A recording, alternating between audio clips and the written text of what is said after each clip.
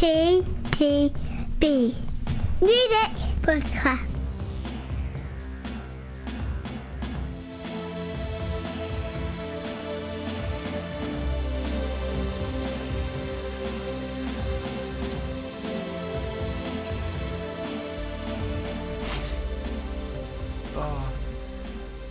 Try that again. Are you going to start from that point you stopped, or? No, I've pretty much gone back over that, so people have missed they've missed both the plug for your house for sale. Oh yeah. And your I think you juggling. I think you just did it for me again. Yeah. Thanks. Anyone want to buy a house? Right. Orpington, by the way. Yeah. Anyway. It's October. Moving swiftly on. It's October already. Who Yeah. Who knew? It's going dark outside. Grim times. It's going dark. It's getting cold. Winter is coming. And we're thankfully running out of months to review albums this year. Thankfully. 2017, eh? Yeah. Thoughts on that later. Although, spoiler alert coming up. If last month's podcast was for me was this month yay. Yeah. Excellent. So what have we got? Moving on, we are reviewing the new album from The National called Sleep Well Beast, Susanne Sundfor Music for People in Trouble, Alvvays Antisocialites, Foo Fighters Concrete and Gold, Queens of the Stone Age Villians, and Prophets of Rage. And we will start with the 7th album from American band The National. The first of theirs we've reviewed, even though their last couple of albums have been very well reviewed, but they've never seemed to fall into our reviewing box. Although I do own the album before last, so their 5th album, which was that was the one that we spectacularly failed to review, I think. Yes, High Violet, which I think That's was the one, yeah. which was kind of like both commercially successful and critically successful. Well, good. They didn't need our help. Yeah. So anyway, they are back, and they are back with the longest album of the podcast, clocking in at an hour long. Yeah. Is it worth an hour's listening? Yeah, do you know, it's all right. It's all right. I know it felt. Yes, it feels like a long album. They always do. Why not stop at 45, 50 minutes, people? So yeah, I would say that the final third of this album does start to drag somewhat. Skip to the end of my review there. Let me rewind a few paces. I actually think this is a pretty solid album. Yeah. I actually think there's some pretty good stuff on here. I was particularly drawn to the tracks. The opening track, Nobody Else Will Be There, which I think sets the tone, the atmosphere of the album very suitably. System Only Dreams in Total Darkness, of course. Yes. And Empire Line really sticks in my mind. I think it's that sort of that riff. Yeah, it's kind of vibraphone. Is it vibraphone? Yeah. Vibraphone or timbre, I can't remember which thing it is. Yeah, I think it's vibraphone. Yeah, it's very sort of. I keep hearing it when I close my eyes and drift off to sleep.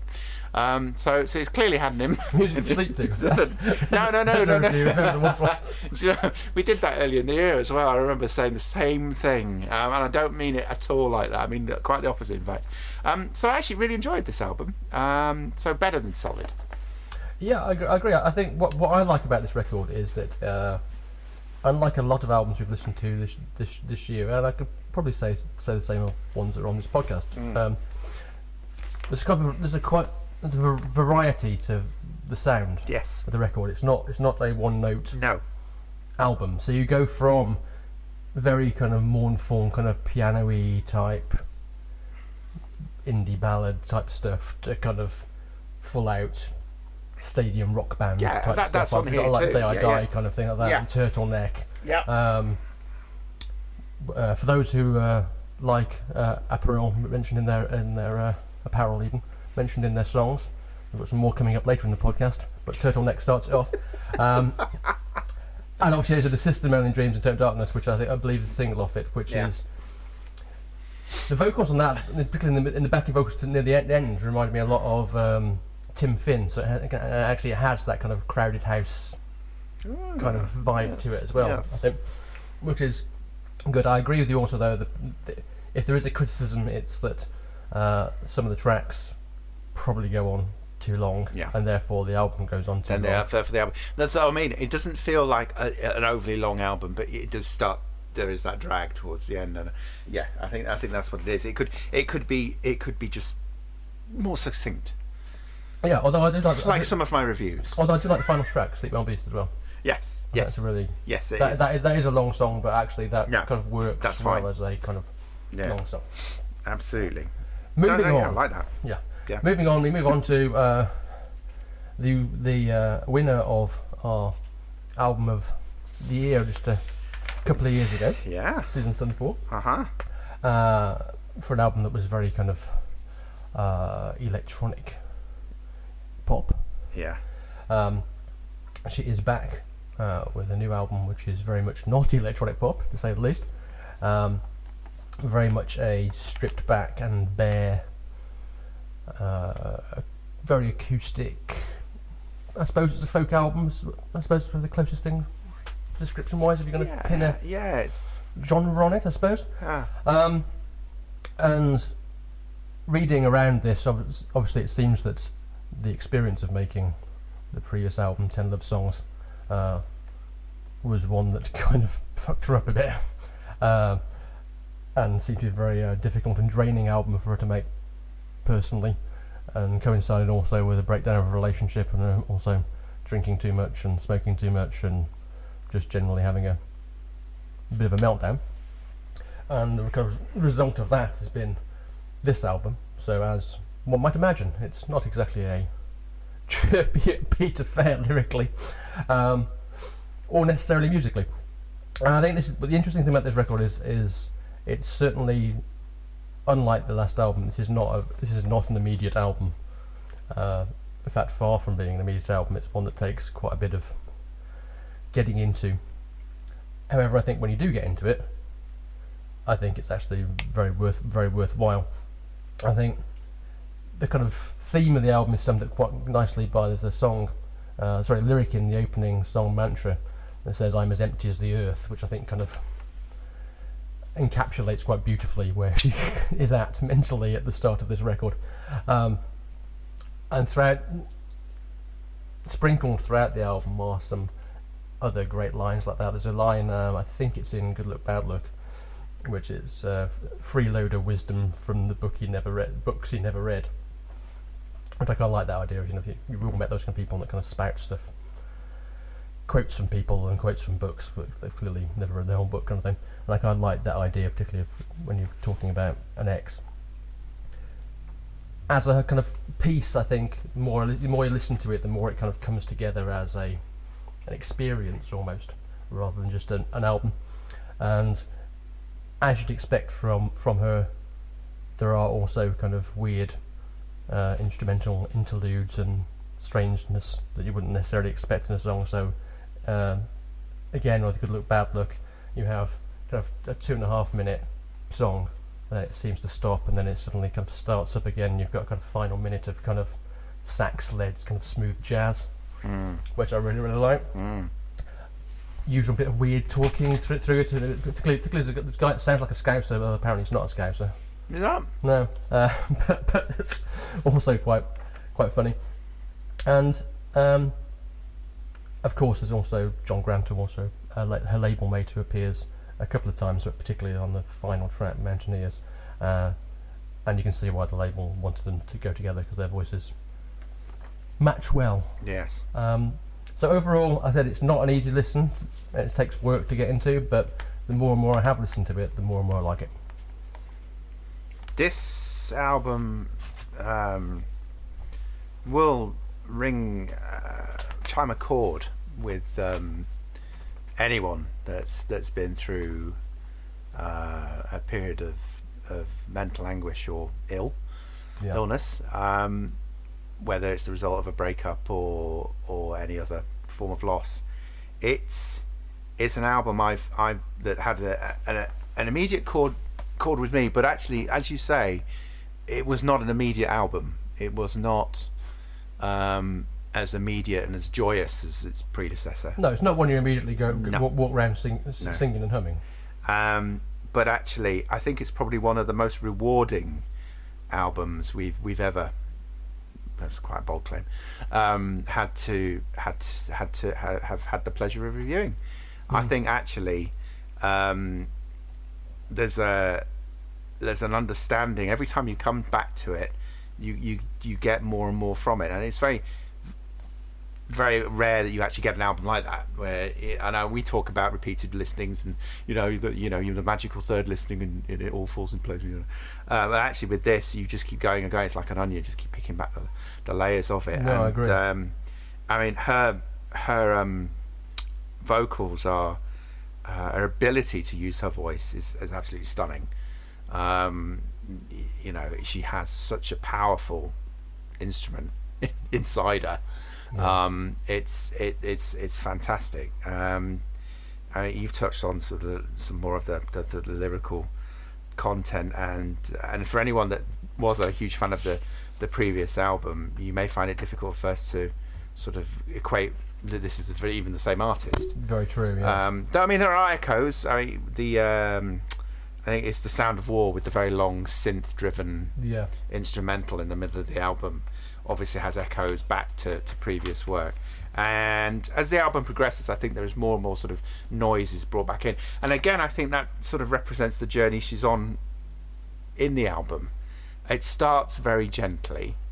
It sort of offers a quiet space, or a quiet space of calm, and then gradually sort of builds back up.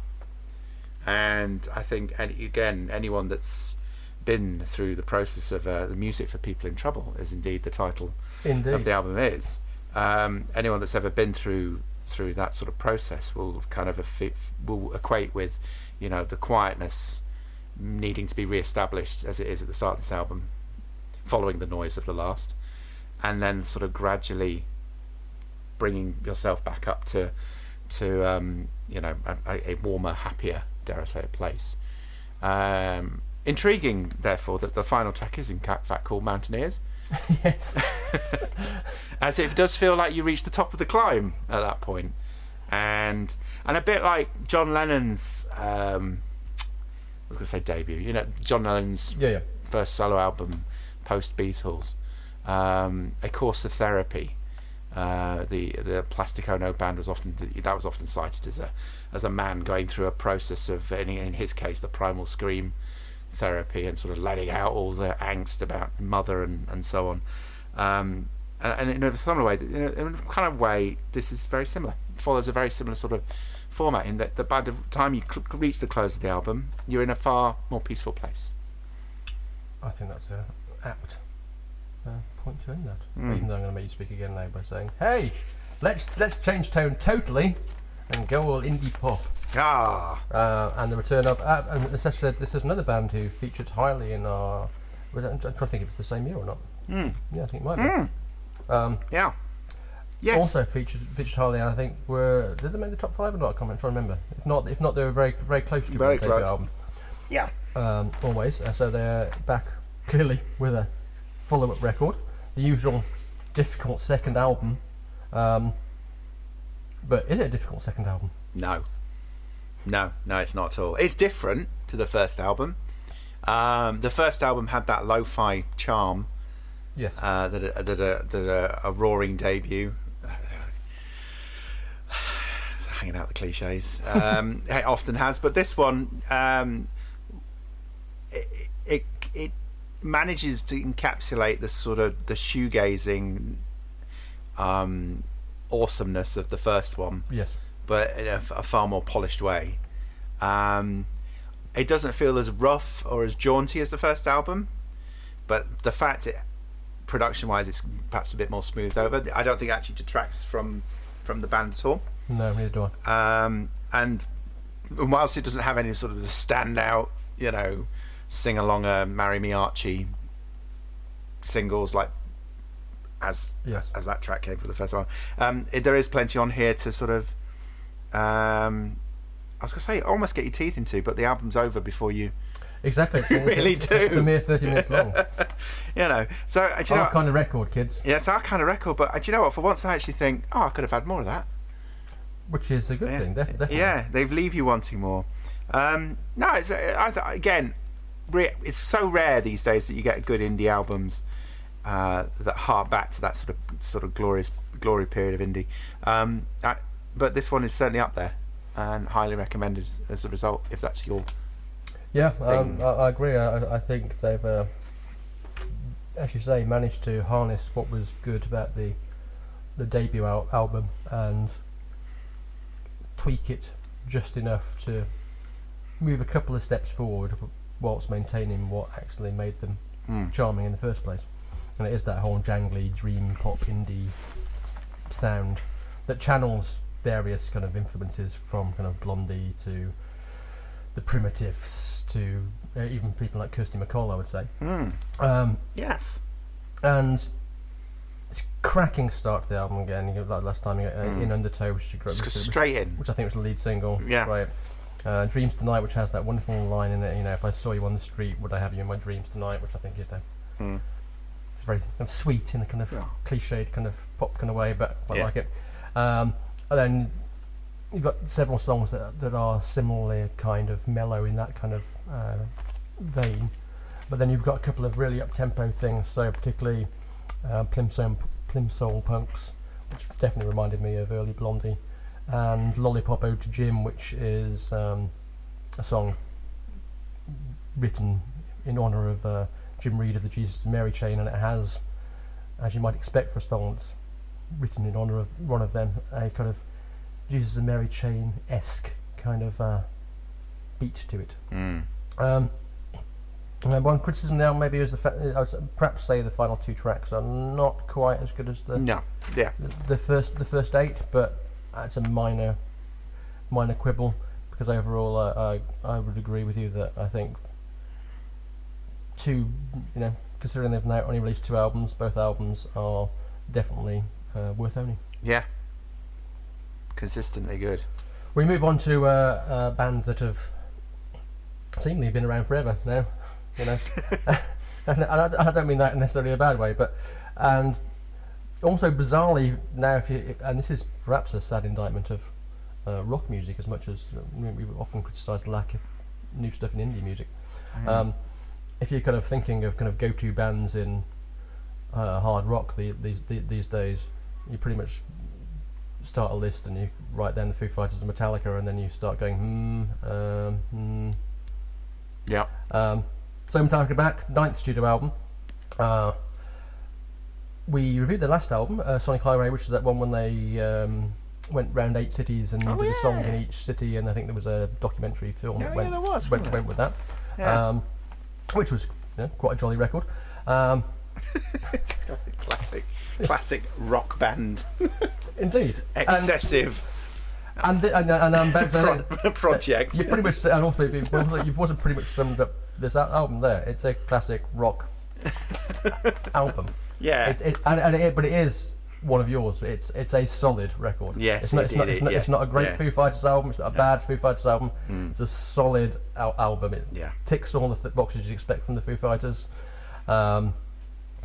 Adds a bit of extra every now and again, but and also back for the apparel people. T-shirt is the opening song.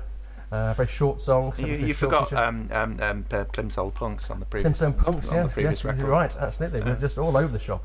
The most interesting thing about this record, I actually thought, is their choice of producer on this record is Greg Kurstin, who is better known for producing people like Sia and Lily Allen and Adele and Pink and people like that. I think they chose him just to have a different kind of vibe. Whether that succeeds or not is, maybe not. I think where it is at its most interesting is obviously when they're doing their couple of Beatles impersonations. Sky is a Neighbourhood, and what's the other one? It's very Beatles-esque. Happy Ever After, 0 Hour. But it's quite funny, really, that those two sound most Beatles-like, because obviously Beatle himself, Paul McCartney, is actually playing drums on the following track, Sunday Rain, which is slightly less Beatle-y in its sound, but there's still a hint of that there. And also, I think what's also interesting is their choice of background singers on a couple of the tracks as well. So you've got on the final track on the album, which is one of the better tracks, Concrete and Gold. Very Pink Floydian style, I think. Yeah. That has Sean Stockman, who used to be in Boys to Men, providing backing vocals. Wow. And Justin Timberlake appears on the album as well. Did he? Doing backing vocals on Make It Right, track 3. Oh, I missed that. Yeah. Yeah. But literally, you wouldn't know who's there. They unless wouldn't know it's him. read the Oh, that's liner awesome. notes. So yeah, I've avoided saying much about the actual songs because, like I said, it's just you're getting what you'd expect from a Foo Fighters album. It's a solid record, a bit of grindy, bit of screamy, bit of loud guitars, bit of mellow sing-along pop. It's difficult to actually distinguish the tracks on the album. And again, whilst that in any other review would probably sound like an insult, I don't mean it as such at all. You get exactly what you want. It's a Foo Fighters album. It's a solid record. You're absolutely right. I actually think the last album, for all its grandiosity, was probably better. Yeah. So do I, bizarrely. Yeah, but actually, it's not the worst. It's not the worst album either. No. I can't really add much more to the review than that. Okay. So I think you've said it all. Yeah. So yeah, that's the Foo Fighters. Concrete and Gold, folks. Yeah, and we'll move on to these Crooked Vultures connected artiste. Yes. With Queens of the Stone Age and Villians, their 7th album already, and again another interesting choice of producer, and they've in fact gone to Mark Ronson to do this. Yeah. Apparently off the back of the Bruno Mars song. Really? Yeah. Right. Well, that's an interesting segue into our review. Does Mr. Ronson bring anything to the party? No, I didn't really. I mean, no, I didn't really notice. I mean, for me, again, if you talk about rock bands, not necessarily hard rock bands, Queens of the Stone Age are probably on that list somewhere as well. And again, this is perhaps more interesting. In fact, no, it is more interesting than the Foo Fighters for me personally. There is more here. There is more variation. There is more to get into. And again, it's quite a long but quite easily listenable album too. I think for me the highlights were the opening couple of tracks, particularly Feet Don't Fail Me, and I think it was in the middle track. I think it was Head Like a Haunted House, and Unborn Again. Again, sort of, it felt a bit like that. And I'm, for the point of the view for the listener, I'm actually doing a sort of uppy downy graphy thing with my finger, so peaks and troughs, but actually overall an enjoyable album. Yeah, I agree. I think it's again, it's another album that actually benefits repeated listens, I think. Yes, I concur. I mean, I do think Mark Ronson does add a bit to it, in the sense that I think particularly at the start of it, there's definitely more of a, I don't want to say poppy thing, more of a synthy thing going on, perhaps. Although perhaps not necessarily good. The first track, when the first track came on, my first feeling was they've become Franz Ferdinand. Yeah, it seems that the Queens, the Josh Homme, Arctic Monkeys relationship may be working the other way as well. Yes. So I thought that was interesting, and I think I definitely think generally speaking, I think the first 4 tracks are the best. I really like, and Fortress, which I really like. What I do like about Josh Homme's voice is it's one of those interesting rock voices that he can be a full out kind of, singer, but then when he kind of sings kind of all gentle and mellow, like you can almost imagine him being in kind of bands like the Moody Blues and stuff like that from the kind of early 70s and stuff, that kind of, it can sort of scale it right back. Kind of more kind of classic rock in the not less rocky sense, if you like. And I do like his vocal style, and I think his vocal style and his delivery style, I think, are one of the things that immediately make the band recognisable. And also, I think this is an interesting record. I think it might be the first time that Mark Lanigan hasn't appeared on the Stones album in some shape or form. Right. Could be wrong with that. Okay. So apologies if I am. I'm not claiming that I am definitely what's- right, but I think it might be. What's he up to then? Don't know. He's another one. He's not really a member of the band, but he's I know, but I think he's literally yeah. been on all their albums. I think. Yeah. It's one of the Josh Homme school of rock. Is certainly. Actually, that was the wrong expression. I'm thinking more of the Rock Family Trees. Yeah. Or the School of Rock, if you prefer. It's certainly one of the more interesting dynamics of 21st century rock music. Well, presumably if you're Dave Yeah. Grohl, it's like 2 degrees of separation Exactly. from Dave Grohl, because he's pretty much, Oh, is there anybody that you need to go more than one step to get to Dave Grohl? exactly. So quite apt that we've reviewed these two bands together. Indeed. We end sticking with rock. Well, that's interesting. Since they had 3 rock albums in a row.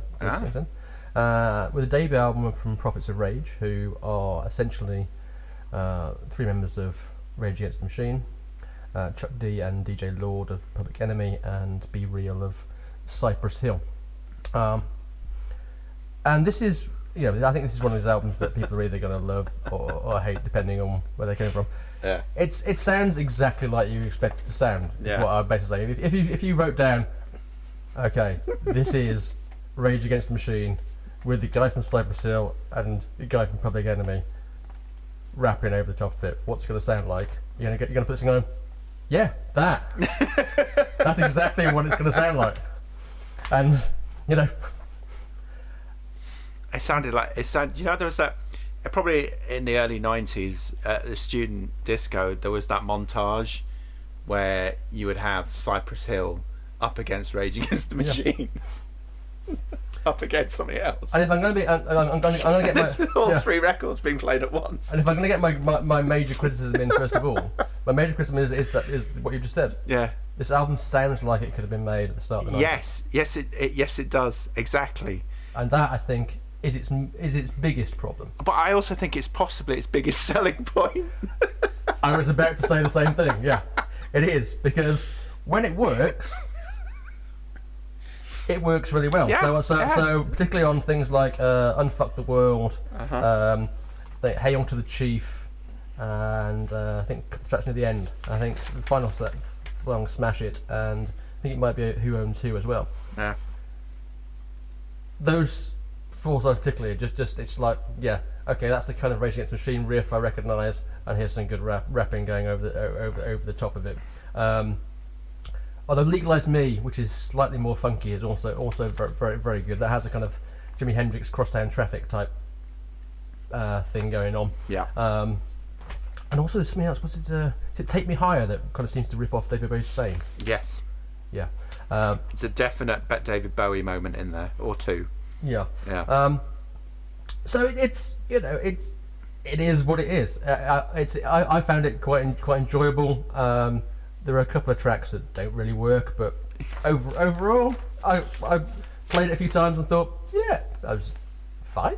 Yeah. This album, I quite enjoyed it really for all the mocking, and I particularly like the owl impersonation on Who Owns Who. Yes. And if you listen to the album, you'll know exactly what I'm talking about.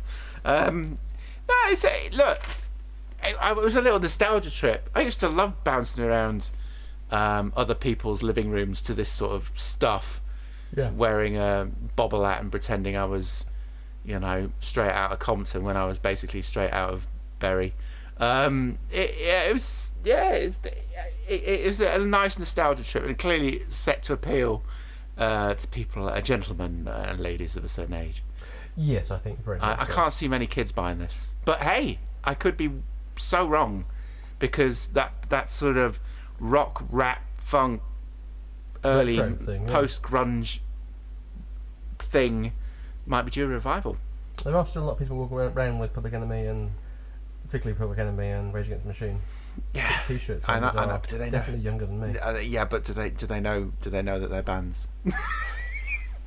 Would be what someone who's clearly not a millennial would say. They've probably got Bullet in the Head on the playlist somewhere. Yeah, well, I'd like to think so. So, that's us done for another exciting podcast. Yeah, that was And like I exciting. said, it actually was, because I genuinely liked pretty much all the albums. Yeah. This is a tough call. It is actually a tough call. Yeah. But I think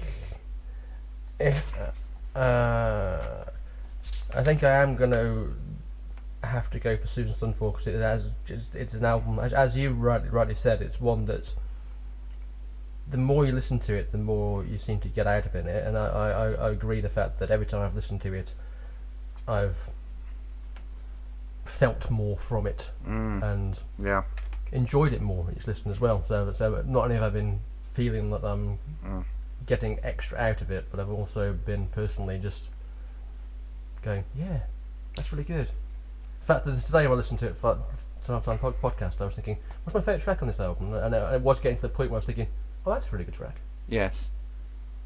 Oh yeah, that's a really good track. Yes. Yeah, and that actually. I forgot that was really. I didn't think that was good. It's good. Yeah. So actually, Susan Sundfor. Yes, I completely agree. I'm going to get honorary mention to Always as well, just because it's just so pop-tastic and exciting. But Susan Sundfor obviously by a mile. Okay, so there you go. Next time, hopefully, kids, we will be reviewing, possibly, I'm not going to promise anything, Shelby Lynn Anderson, Mora Not Dark Yet, Wolf Alice, Visions of a Life, St Vincent, Mass Education, Robert Plant, Carry Fire, Courtney Barnett and Kurt Vile, Lot of Sea Lice, I love that album title, and Squeeze the Knowledge, and we may even get Liam Gallagher in there as well. Excellent. Until next time.